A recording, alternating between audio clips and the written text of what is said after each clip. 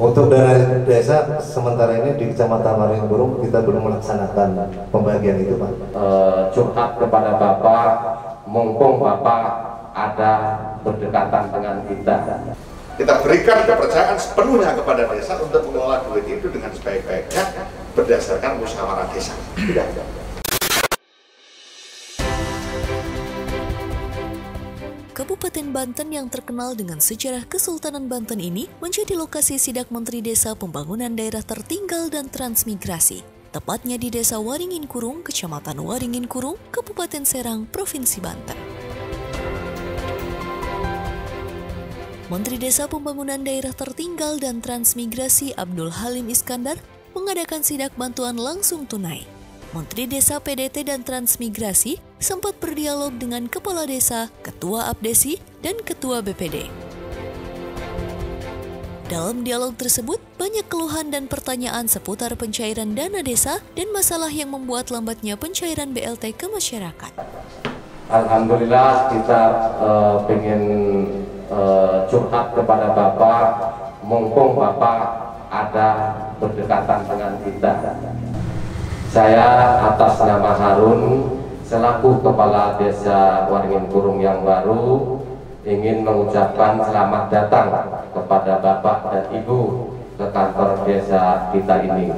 Inilah keadaan kantor desa kita, minta petunjuk dari Bapak. Untuk dana desa sementara ini di Kecamatan Waringin kita belum melaksanakan pembagian itu, Pak. Karena memang dengan adanya perubahan-perubahan anggaran ini kita jadi molor untuk tahapan pencairan itu. Karena di tahun ini kita melaksanakan perubahan sampai 3 kali. Kita sudah menetapkan APBDes murni, begitu turun aturan PMK 40 kita melakukan perubahan.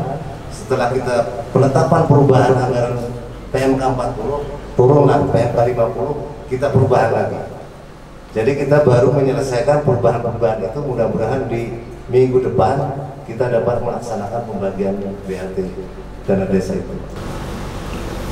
Saya tadi juga bingung ketika ada beberapa perubahan tentang APBD.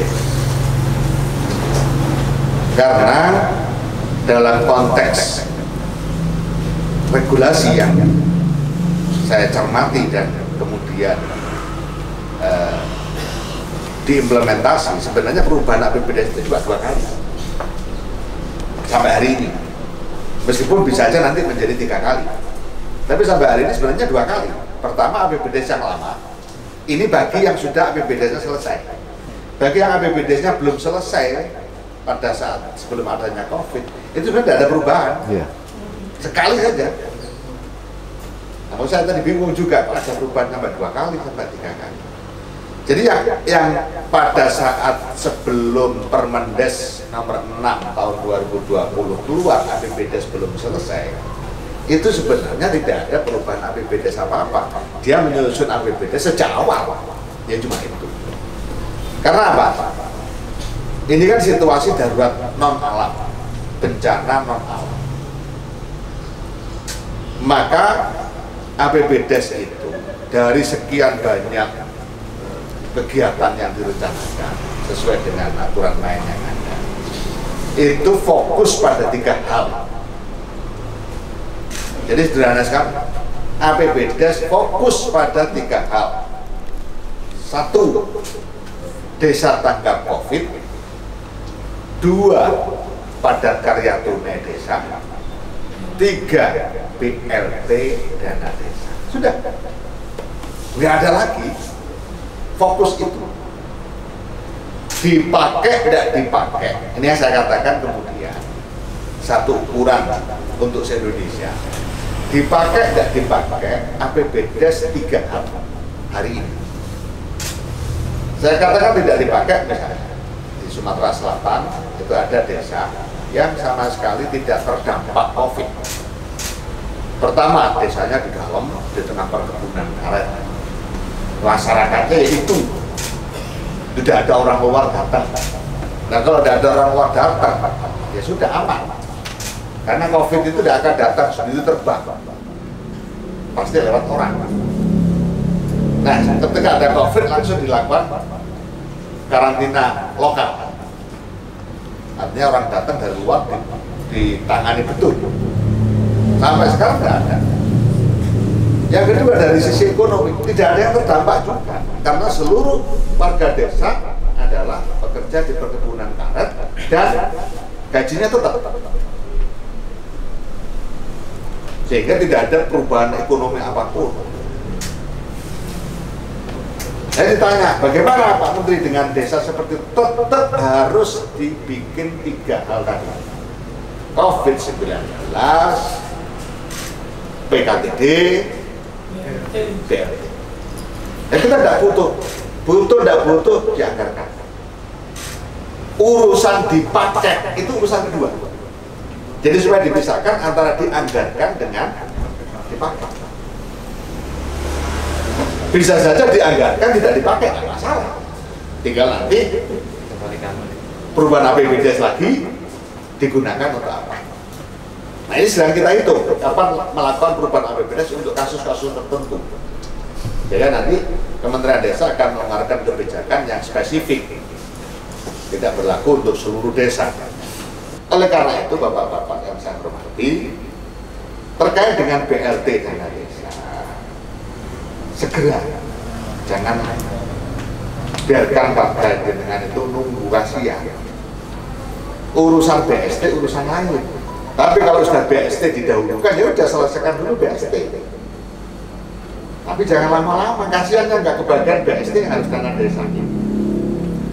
Dalam adanya musibah dan wabah seperti ini, semua kepala desa ini pusing, Bang Menteri. Pasti dengan ada bantuan kemarin itu ya, yang ini dapat, yang ini enggak. Wah, Pak Lurahnya pilih-pilih keluarga. Ya, padahal mah tidak. Intinya data yang diajukan oleh semua desa ke kecamatan, kirim desa ke kabupaten, kirim ke pusat. Ternyata tidak valid, Pak Menteri. Jujur tidak valid. Contoh, kemarin saya dapat 1.560, paling banyak 1.560.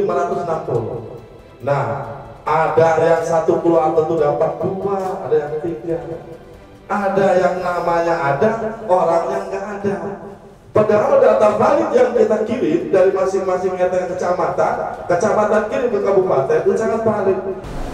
Nah, ini lagi saya rumuskan, nanti akan kita usulkan ke Presiden. Kalau disetujui, berarti desa ini akan memiliki satu data terpadu yang menjadi rujukan seluruh kebijakan pemerintah, kabupaten, provinsi, pusat. Itu rujukannya hanya satu data yang dikeluarkan oleh desa. Update tiap hari, tiap bulan, 3 bulan, 1 tahun juga dilakukan oleh desa. Jadi saya itu kepingin nanti begini. Saya cari desa Waringin Kurung, ujung sampai 100 meter di atasnya. Itu artinya saya bisa tahu rumahnya yang dapat BLT dana desa itu mana. Karena zoomnya sampai 100 meter di atasnya. Titiknya ada kan. Nah, kalau kemudian berapa jumlah penduduknya, pekerjaan, dinamika desa ini tiap bulan kita bisa lihat. Itu akan membantu Pak Babin Kamtipmas, membantu Pak Camat, dan ini bisa dipakai oleh gubernur, oleh bupati, oleh camat sistemnya. Bukan untuk Kementerian Desa. Camat juga bisa lihat. Nah, itu yang saya maksud satu data.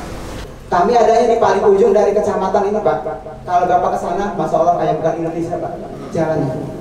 Karena berbatasan langsung dengan kota Serang, Pak. Antara Kabupaten Serang dengan kota Serang. Perbatasan di sana, kami aktivitas warga kami kebanyakan di kota Serang. Karena sekitar 70 meter dari kantor desa kami itu sudah masuk kota Serang.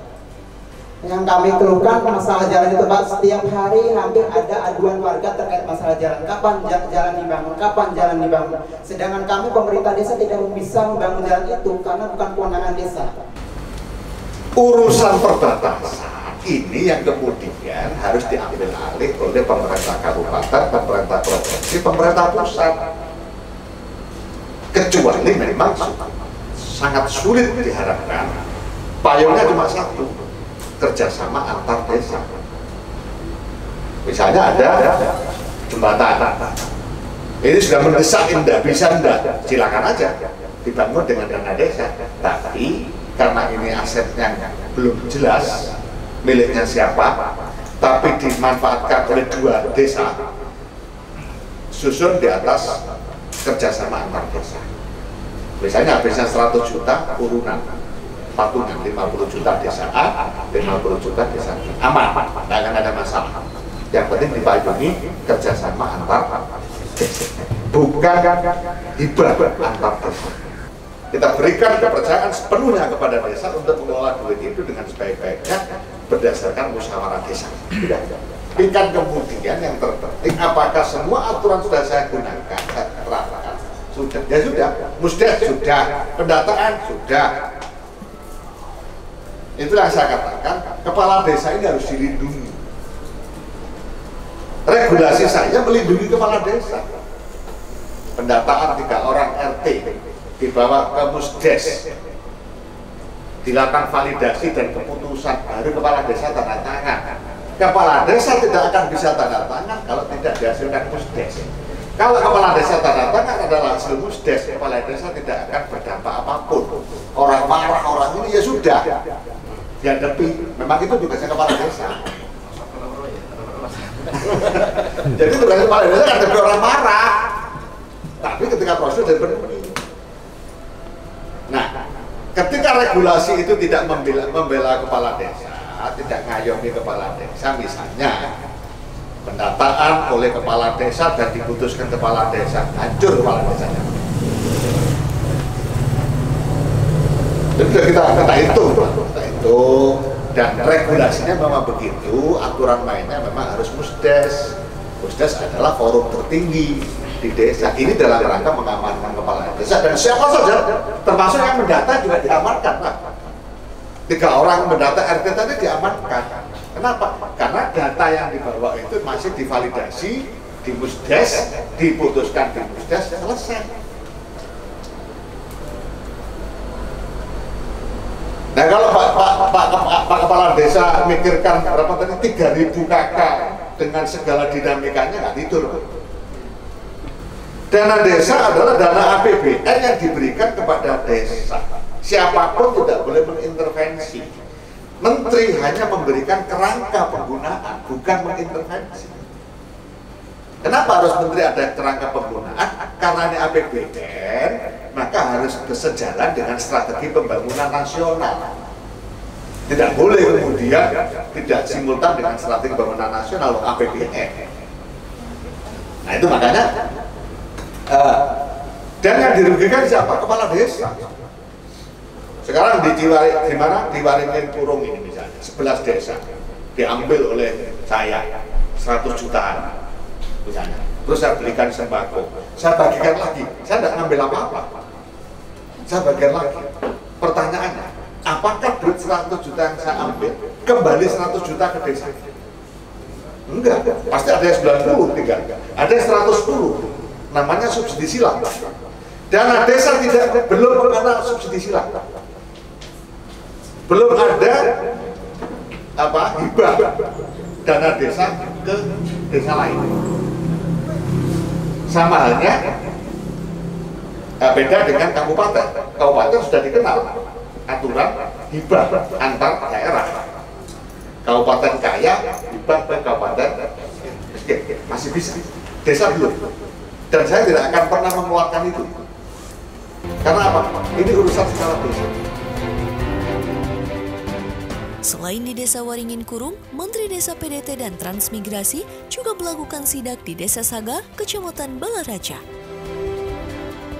Pus Menteri kembali mendapatkan hasil belum tersalurkannya BLT dana desa untuk 220 keluarga penerima manfaat di desa ini dan 11 desa di Kecamatan Waringin Kurung. Masalah yang menghambat dikarenakan berbagai hal. Ada yang menunggu sinkronisasi data kabupaten dan provinsi, ada yang sudah sinkron akhirnya merevisi data, hingga keterlambatan penyaluran dari rekening kas umum negara ke rekening kas desa.